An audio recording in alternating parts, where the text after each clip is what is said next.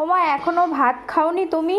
সকাল থেকে তো তুমি এখনো কিচ্ছু খাওনি। হ্যাঁ, কি করব বলো, আমি তো গেছিলাম মানে আমি যে মাল ব্যবসা করি সেই মাল আনতে গেছিলাম সকালবেলায়। তো আমি তো বাড়ি ছিলাম না, সকালে বেরিয়ে গেছি, মেয়ে রান্না করেছে। তো এদিকে দেখো ভাত বেড়ে নিয়েছি, আর এখানে দেখো ও আজকে এই যে লাল শাক ভাজা করেছে, দেখেছো? এটা কিন্তু খুব সুন্দর লাল শাক ভাজা করেছে। বাহ, খুব সুন্দর গন্ধ বেরিয়েছে, রান্নাটাও মনে হচ্ছে ভালোই হয়েছে। রোজ তো নিজে রান্না করি, আজকে তোর হাতে রান্না খাবো, ভালোই লাগবে, একটু নতুন রান্না। এতদিন তো তোর মাসির হাতে খেলাম, আবার আজকে তোর হাতে। আর এই দেখো এখানে আছে স্যালাড, স্যালাড আছে। এখন একটু স্যালাড না হলে না মনে হয় কি ভাতই খেতে ভালো লাগে না, তাই জন্য একটু বেশি করে স্যালাড কেটেছি। সব রকম সবজি পাওয়া যায় এখন, শীতকাল তাই না?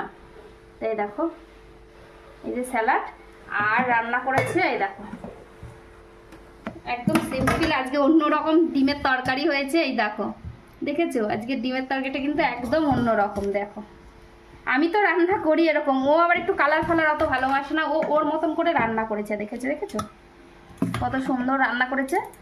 এরকম নতুন নতুন রান্না খেতেও কিন্তু বেশ ভালো লাগে, জানো?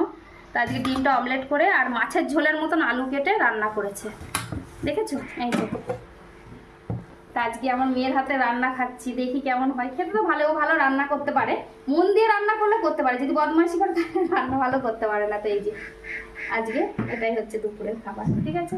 তো চলো।